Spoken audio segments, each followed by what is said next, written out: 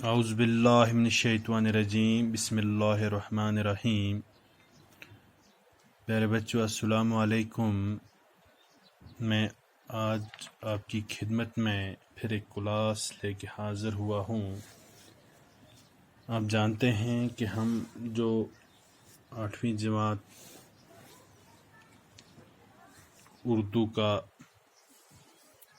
جو سبق پڑھ رہے تھے اس کا نام تھا نعت۔ سبق ہم نے پڑھا، اس کے الفاظ بھی ہم نے پڑھے، اور آج ہے اس کتاب میں جو شامل سوالات ہیں ان کے جواب دینے کی باری ہے۔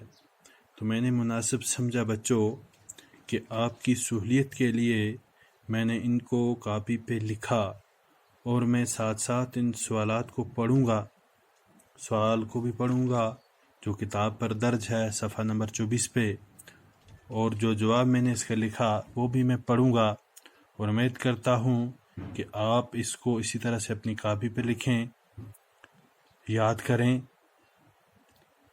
پہلا سوال ہے، شاعر نے حضرت محمد صلی اللہ علیہ وسلم کی کچھ صفات کا ذکر کیا ہے، آپ ان خوبیوں کو اپنے الفاظ میں بیان کریں۔ کہ شاعر نے اس نظم میں حضرت محمد صلی اللہ علیہ وسلم کی کچھ خوبیوں کا ذکر بیان کیا ہے، تو آپ اپنے الفاظ میں ان کو بیان کریں۔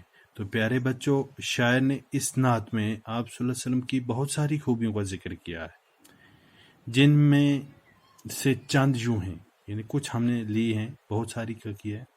آپ غریبوں، یتیموں اور محتاجوں کے والی تھے، ٹھیک ہے، مالک تھے، ان کی مدد کرتے تھے، ان کے کام آتے تھے۔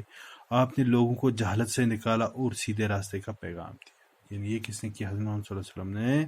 لوگ بھٹکے ہوئے تھے، گمراہ تھے، ان کو نکالا جہالت سے اور سیدھے راستے۔ آپ صلی اللہ علیہ وسلم اپنے مخالفین سے بھی نیک برتاؤ کرتے تھے، اور کسی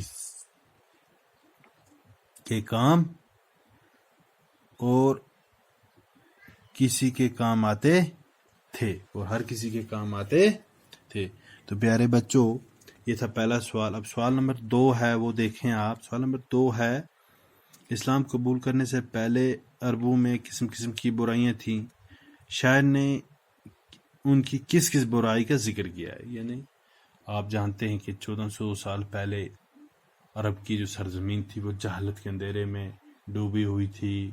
وہاں پہ لوگ اپنی بیٹیوں کو زندہ دفن کرتے تھے، بت پرستی تھی، قمار بازاری تھی، لوگ مختلف قسم کی برائیوں میں مبتلا تھے۔ لیکن جب وہاں پہ حضرت محمد صلی اللہ علیہ وسلم کا نزول ہوا، ٹھیک ہے، تو انہوں نے اسلام کو پھیلایا، لوگوں کو برائیوں سے روکا، ان کے اندر جو برائیاں تھیں ان کو ختم کیا۔ تو اسلام قبول کرنے سے پہلے عرب میں طرح طرح کی برائیاں موجود تھیں۔ وہ غریبوں کا خون کرتے تھے، یعنی بے ناحق قتل کرتے تھے، غریبوں کو مارتے تھے، ستاتے تھے، لڑکیوں کو زندہ درگور کرتے تھے، یعنی دفن کرتے تھے، جنگ فساد کرتے تھے۔ اب ہے سوال نمبر 4 کہ حضرت محمد صلی اللہ علیہ وسلم غار حرا میں خدا کی عبادت کرتے تھے، یہ غار کی جگہ پر واقع ہے۔ پیارے بچوں، کہ غار حرا جہاں پہ وہ، یعنی جب وہ پیغمبر نبی نہیں بنے تھے، اس سے پہلے بھی وہاں جاتے تھے، ان کو ایک سکون آتا تھا، وہ اس دنیا کے بارے میں، کائنات کے بارے میں، قدرت کے بارے میں سوچتے تھے۔ تو اس سے یعنی نبوت سے پہلے، جب ان پہ وحی نہیں آئی تھی اس سے پہلے، تو پہلی وحی بھی ان پہ وہیں پہ آئی۔